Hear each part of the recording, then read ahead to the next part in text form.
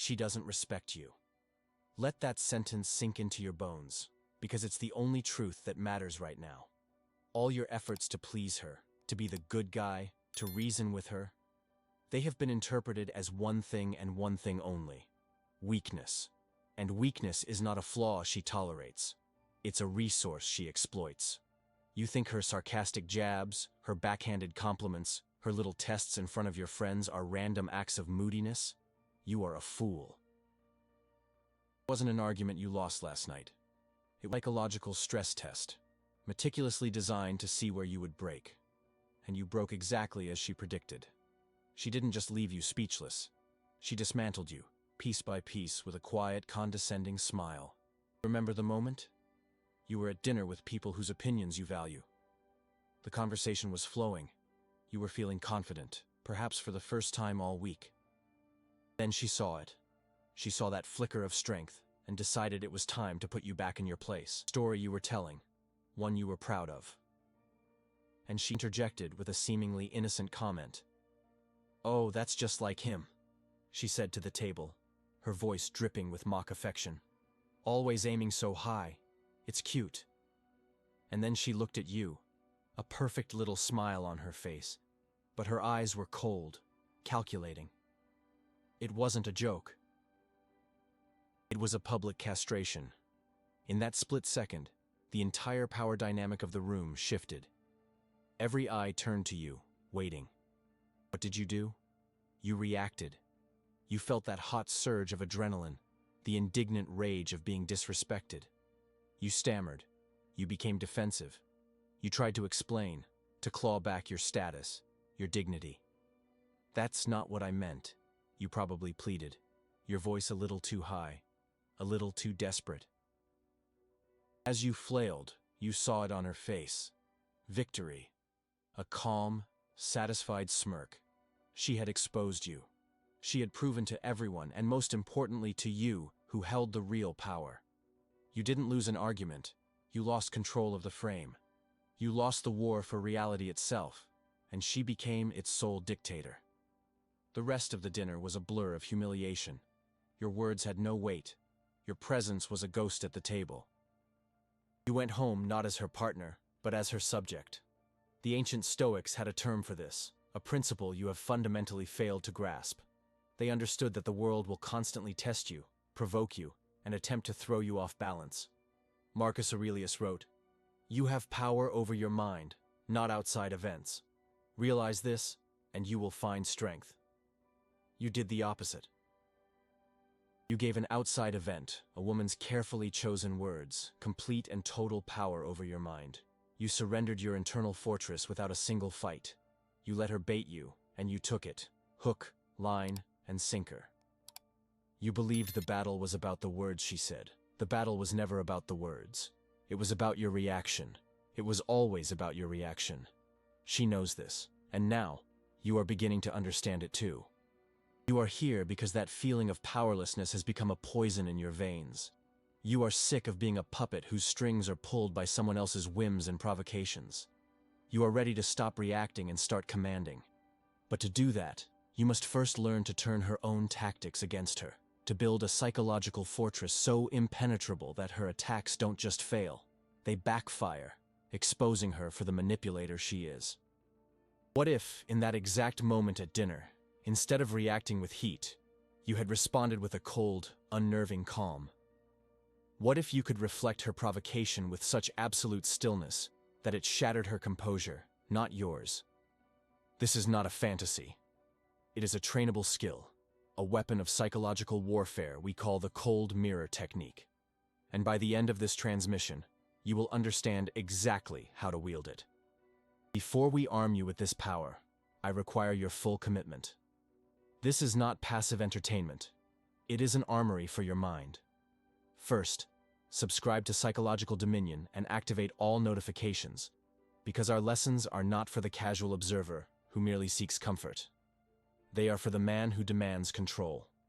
Second, burn your approval into this video with a like, signaling your intention to reclaim your power. And third, in the comments below, declare your position. Tell us what city you are watching from. We are building a global legion of men who refuse to be broken, and I want to see the map of our new empire. Show me where our soldiers are stationed. Let's dissect your downfall with the cold precision of a surgeon examining a corpse. There is no emotion here, only cause and effect. Your current state of powerlessness was not an accident. It was a meticulously engineered outcome, and you were a willing, if unwitting, participant in its construction. The authority you believe was stolen from you was, in fact, surrendered, piece by piece, in a series of silent, unacknowledged transactions. This process is a disease, and it has 5 distinct stages. You have passed through all of them. The first stage is emotional concession. It begins with something small, almost insignificant. A choice between 2 restaurants. You prefer one, she prefers the other. An internal calculation occurs. Standing your ground will lead to friction, a sigh, perhaps an evening of mild tension. Conceding will lead to a smile, a temporary peace. So you concede. You tell yourself you're being flexible, that you're a good partner. What you have actually done is established a precedent. You have communicated that your preference is negotiable, and her emotional comfort is more valuable than your own will. This happens again with a movie, with plans for the weekend, with which friends you see. Each concession is a small stone removed from the foundation of your fortress. She tested. You yielded. She won. The battle wasn't over dinner. It was over the principle of whose desire dictates reality. You lost. This leads directly to the second stage, the loss of frame control. A frame is the unspoken context of any interaction. He who controls the frame controls the reality of the situation. Initially, you held the frame. Your reality was your own. But after a series of emotional concessions, the frame began to shift. Arguments are the primary battleground for the frame. Consider a disagreement about finances. You state a logical point about a budget. Instead of addressing the logic, she attacks the premise. Why are you always so worried about money? It's like you don't trust me. The conversation is no longer about the budget. It is now about your trust, your anxiety, your character. You become defensive. You start explaining yourself. No, of course I trust you. That's not what I meant. It's too late. You have accepted her frame. You are now a defendant in her court, arguing for your own character instead of a commander stating a fact. She doesn't need to win the argument about money. She has already won by making you justify your own existence. This is the moment from the dinner party, magnified and repeated in the privacy of your own home. Her public jab was merely a final exam of a subject you had been failing for months. When you stammered, you were not just losing an argument. You were demonstrating your complete inability to hold your own frame against an invader. The third stage is the desperate quest for validation. Having surrendered your own frame, your sense of self-worth becomes outsourced. It is no longer generated internally. It is a commodity you must beg for from her. Her approval becomes the sun you orbit. You start adjusting your behavior, your speech, even your thoughts, to preemptively please her. You tell a joke and immediately look at her face for a reaction. If she smiles, you feel a wave of relief. If she remains stone-faced, you feel a cold dread. Her silence is dominance, not distraction. It becomes a tool of immense power. She can grant or withhold validation at will, and you, like a lab rat, learn to perform tricks for the pellet of her approval. You buy her gifts not out of spontaneous affection, but as a desperate plea for a temporary ceasefire in the Cold War she wages. You become a court jester, dancing for a queen who is both your captor and your judge. You think you are earning her love. You are only training yourself to be a better subject. This addiction to her approval leads to the fourth stage, affective dependency. At this point, your emotional state is no longer your own. It is a direct reflection of hers. If she is in a good mood, you are permitted to feel relief. If she is upset, your world grinds to a halt. Your entire mental and emotional bandwidth is consumed with a single task, managing her emotions. You walk on eggshells. You analyze her tone, her body language, the length of her pauses, searching for clues to her internal state so you can adjust your behavior to appease her. You are no longer her partner. You are her emotional caretaker, a role you were never meant to fill and for which you are paid in the currency of intermittent relief from anxiety. This is the deepest level of psychological enslavement. You fear her anger, yes, but what you fear even more is her indifference. Her anger at least proves you exist, that you have some effect on her. Her indifference is a confirmation of your utter irrelevance, a fate worse than any punishment. No one is coming to save you. You have locked yourself in this prison and handed her the only key. The final stage is the broken silence. After months or years of this slow, grinding erosion, a part of you finally screams in protest. You try to reclaim your ground. You try to have a serious talk. You use "I feel" statements you read about in some useless article. You try to explain that you feel disrespected, that your needs aren't being met. But your words have no weight. They are the pathetic whimpers of a defeated man. He looks at you, not with understanding, but with a mixture of contempt and boredom. Why should she respect your words now, when you have spent so long teaching her that they mean nothing? Your plea for respect is the most disrespectful thing you can do, because it reveals that you believe respect is something that is given upon request. It is not. It is commanded by presence, by action, by the unwavering defense of one's own frame. When you asked for respect, you proved you had none. When you apologized for an opinion she disliked, you signed your own surrender. She tested you, one last time, and you failed spectacularly. She doesn't argue with you. She doesn't need to. She just waits for you to exhaust yourself, for you to fall silent again, defeated, reinforcing the unshakable truth of your dynamic. She commands, and you obey. Perhaps you are listening to this, and a voice of denial whispers in your ear. This is too harsh, it says. Relationships are about compromise. I'm just being a good, modern man. Let me be clear. Compromise is a negotiation between two powers. Surrender is a transaction between a power and a supplicant. You have not been compromising. You have been capitulating. You traded territory for the illusion of peace, and now you find yourself with neither. Another objection might be, but this sounds like playing games. I don't want to be a manipulator. You must understand, you are already in a game. You are simply the only player who doesn't know the rules. You are playing checkers while she is playing chess. This is not about becoming a manipulator. It is about learning the language of power so you are no longer its victim.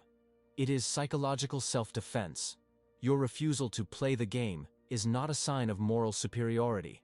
It is a sign of a strategic naivety that has cost you your throne. The fall is not visible. It does not announce itself with trumpets and declarations of war. It happens in the silence, in the hesitation before you speak, in the yes you utter when your entire being screams, no. It happens in the small, daily surrenders that accumulate into an insurmountable debt of power. This diagnosis is grim because your situation is grim. Understanding the anatomy of your failure is the first essential step toward reversing it. You must see the cage before you can find the door. You must understand the poison before you can administer the antidote. Are you ready to stop being a case study in psychological collapse? Are you ready to become the strategist who dictates the terms of engagement? If you are, then your training has just begun. Solidify your commitment now. Subscribe to Psychological Dominion, activate all notifications, and like this video to signal your first act of conscious rebellion. And in the comments, I want you to answer a question with brutal honesty. Think back. What was the very first boundary you let her cross? The first small compromise you made that you now realize was the beginning of your surrender? Acknowledge the first crack in the wall.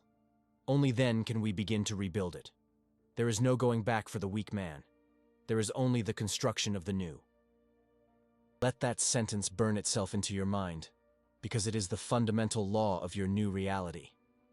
The man who was broken at that dinner table, the man who surrendered his frame, the man who begs for validation with his eyes, that man must die. Not be repaired, not be improved. He must be executed. You are not here to salvage a broken-down structure. You are here to demolish the ruins, clear the foundation, and build a fortress in its place. This is not an emotional journey of healing. This is a cold, tactical operation of reconstruction. Your new commands are simple, brutal, and non-negotiable. Cut the excess. Install silence. Control the reaction. First, You will cut the excess. Everything that is not essential to your mission is a liability. Your mission is the restoration of your own dominion, and nothing else. This means you will perform a strategic amputation of your emotional and communicative habits.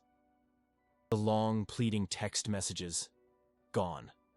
The hours spent trying to understand her perspective, an indulgence you can no longer afford. The desire to explain yourself, to justify your actions, to win an argument. These are luxuries for men who are not at war. You are at war. Your every word, every action, must now be weighed against a single metric. Does it increase your power, or does it bleed it away? You will stop talking about your feelings. You will stop asking about hers. You will cease all attempts to create connection through vulnerability. Your vulnerability was the breach in the wall through which she marched her army. You will seal that breach with concrete and steel. Your communication will become Spartan, functional, and purposeful. You are a general, not a poet. Act like one. Second, you will install silence. Silence is the most misunderstood weapon in the psychological arsenal. The weak man fears silence because it is a vacuum, and he rushes to fill it with noise, with apologies, with concessions, desperate for a response. The powerful man cultivates silence. He understands that silence is not an absence of communication, a potent form of it. From this moment forward, you will become a master of the void. When she sends a provocative text, a test designed to elicit an emotional flare-up, you will not respond. Not for an hour, not for a day, perhaps not ever. Your silence is not a punishment. It is a statement. It says, "Your attempt to control my emotional state has failed. Your input is irrelevant to my internal reality." This is how you don't reconquer. You replace with a sharper silence. When she speaks to you, you will learn to hold your tongue and simply hold her gaze.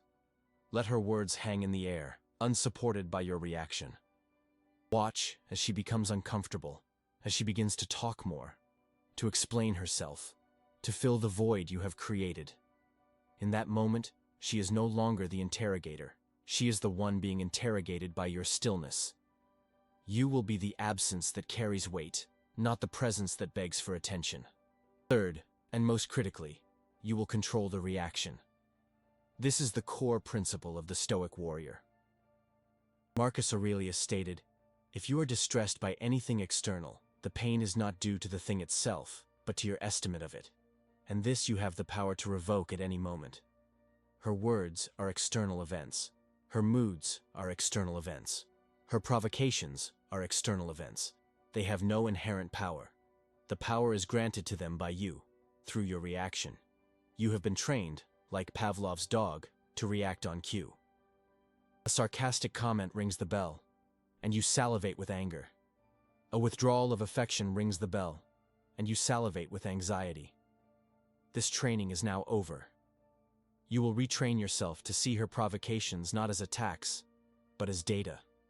They are simply information about her strategy, her intentions, her insecurities. You will observe them with the detached curiosity of a scientist observing a specimen. You will analyze them, categorize them, and then you will choose your response. Or, more often than not, you will choose to not respond at all. This is the cold mirror technique in its embryonic stage. You are building the internal foundation of absolute stillness, so that when she strikes a surface so polished and so hard that her attack is reflected back upon her, forcing her to confront her own ugliness. This internal reconstruction is supported by 4 external pillars of action. This is your battle plan. First, you will reinstall scarcity. You have made yourself a cheap commodity by being constantly available, emotionally and physically. Your value is inversely proportional to your availability. Therefore, you will disappear. Not with a dramatic announcement, not with a tantrum. You will simply become unavailable. Your phone will be off for hours at a time. Your evenings will be booked with activities that do not involve her and that you do not announce. You will become a ghost in your own life, a scarce resource she can no longer count on. She has grown accustomed to you being a fixed point in her universe, a utility she can use at her convenience. When that utility is suddenly and inexplicably withdrawn, it creates a crisis in her system. The machine cannot function without its most reliable part. Second, you will impose that silence through minimal and unpredictable interaction. When you are present, you are a puzzle. Your responses to her questions are short, direct, and devoid of emotional information. How was your day? It was productive. End of statement. No details, no invitation for further conversation. Your pattern of communication will become completely unpredictable. Sometimes you might respond to a text instantly with a one-word answer. Other times, you will let it sit for 2 days. This unpredictability short-circuits her ability to manipulate you because she can no longer predict the outcome of her actions. She is operating blind, and it will drive her mad. She is used to playing a game where she knows all your moves in advance. You are now playing a different game, by a set of rules she cannot comprehend. Third, you will shift your entire life's focus to the hierarchy. While you are creating scarcity and silence, you are not wallowing in self-pity. You are forging yourself into a weapon. Your focus is now on 4 domains of power. The physical. You will be in the gym. You will treat your body like a machine of war, honing it, strengthening it, pushing it past its limits. Your physical presence will command respect before you even speak. The financial. You will pour your energy into your work, your business, your investments. Money is a tool. It buys freedom, it buys options, and it is a universal symbol of competence and power. The social. You will reconnect with your allies, your brothers in arms. You will build a powerful social circle that does not include her. Your status will be derived from the respect of strong men, not the approval of one woman. And finally, the symbolic. You will find your mission. A man without a mission is an empty vessel, easily commandeered. A man with a mission is a battleship. Your mission becomes your life's organizing principle. She is, at best, a passenger. She is not the destination. This is your new reality. It is a plan, not a hope. It is a series of tactical decisions, not a surge of emotional rebellion. You will not do this to win her back. A man who wants to be loved will be discarded. A man who imposes his presence will be feared. Fear, in this context, is not about violence. It is about a profound and unsettling respect. It is the fear of losing access to a man of immense and growing value. It is the fear of the unknown that you now represent. You are no longer an open book. You are a locked vault, and she no longer has the combination. She will test you. She will escalate. She will try every tool in her kit to provoke the old you, the reactive, emotional man she knew how to control. And when she finds that man is gone, replaced by this cold, controlled, and focused stranger, she will be left with only 2 choices: to submit to the new frame or to flee. Either outcome is a victory for you, because you will have reclaimed the one thing that truly matters: your dominion over yourself. Your path forward is now clear, but clarity without action is meaningless. This is your moment to formalize your commitment, not just to this knowledge, but to its application. Subscribe to Psychological Dominion and activate all notifications, because this is not a one-time lesson. It is an ongoing rearming of your mind. Drive your thumb into the like button as a physical declaration that your old self is dead. And now, in the comments below, you will declare your new war. Answer this one question. What is the single greatest mission you will now focus on instead of her? Your business? Your body? Your freedom? Declare it to the world, and let that declaration be the first step in building your new empire. Let us return to the scene of your execution. Dinner table. The same audience, the same clinking of glasses, the same ambient murmur of conversation that once served as the soundtrack to your humiliation. Months have passed. Not months of healing, but months of forging. Not recovery, but reconstruction. You are not the same man. You are not even a man she recognizes, though she does not yet know it. She sees the same shell and assumes the same ghost resides within. And because her tactics have always worked, she sees no reason to change them. She sees a flicker of your newfound confidence, a moment where you command the table's attention, and the old instinct takes over.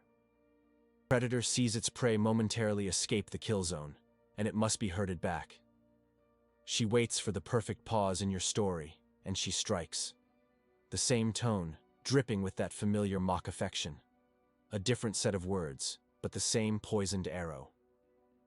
"It's incredible how you've thrown yourself into your work," she says to the other, sweet smile plastered on her face. "It's almost as if you're trying to prove something."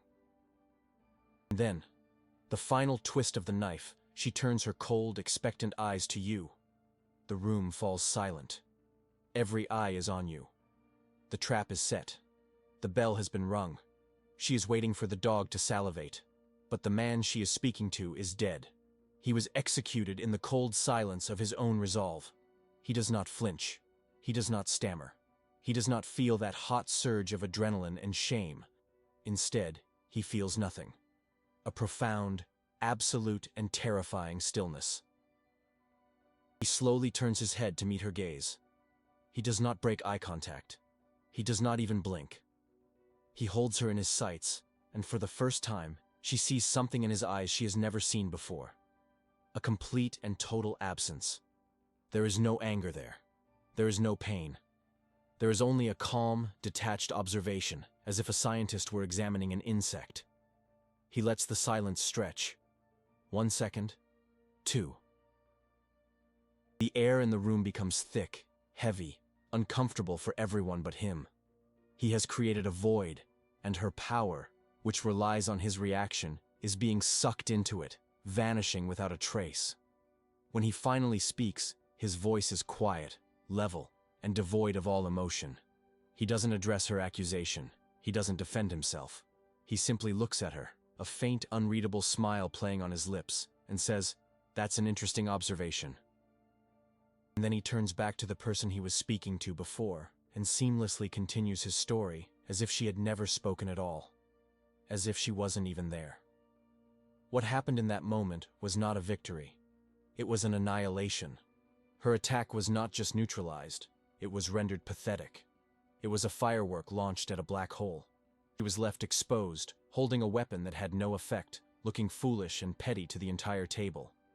She expected a fight, a drama, a struggle for the frame. What she got was irrelevance. Her attempt to control the reality of the room failed so catastrophically that she was ejected from it. For the rest of the evening, she was the ghost at the table. Her words had no weight. Her presence was an awkward footnote. She tried again, later, in private.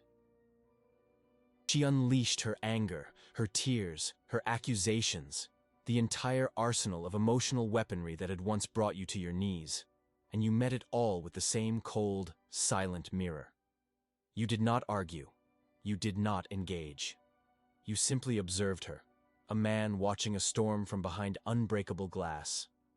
And when her storm was spent, when she was exhausted and sputtering in the face of your impenetrable calm, she had not been a queen. She had been a child throwing a tantrum, and you had been the foolish adult who took it seriously. This is the final lesson. The goal was never to win the game she was playing. The goal was to become the man for whom the game is no longer relevant. You did not flip the chessboard and scatter the pieces in a rage. You simply stood up and walked away from the table, and in doing so, you revealed that she had been playing against herself the entire time. Her power was an illusion you both agreed to believe in. The moment you withdrew your belief, it vanished. This is the ultimate emotional vengeance. It is not fire and fury. It is the cold, quiet death of her significance in your universe. She becomes a historical footnote, a case study in your own evolution. Her punishment is not your anger, it is your indifference. Her prison is not your hatred. It is the dawning, horrifying realization that she no longer has any effect on you at all. She can no longer pull the strings because you have cut them, and used the strands to weave your own flag. Respect is not a gift given out of kindness. It is a tax that power imposes upon the world. It is the silent acknowledgement of a superior force. You do not ask for it. You do not negotiate for it. You command it with your absence, with your silence, with the unwavering steel of your own self-possessed frame. You become a law unto yourself, and others either obey that law or they are cast out of your reality. Your legacy is not the woman you conquered. It is the empire you built on the ashes of the man you used to be. The man who needed her approval is gone. The man who feared her moods is a stranger. In their place stands the architect of his own soul, a man whose peace is not contingent on anyone's permission. He is a fortress, and the gates are now permanently closed. You did not lose her. You lost yourself in her. Now, you are found. This is the final command. If you are ready to execute your old self and build your new empire, then your allegiance must be declared. Subscribe to Psychological Dominion and activate all notifications, for this is your new armory. Strike the like button as a final nail in the coffin of the man you once were. And in the comments below, answer this with the cold certainty of a king. What is the one word you would use to describe the man you are now becoming? Declare it, and let that word be the foundation of your new dominion.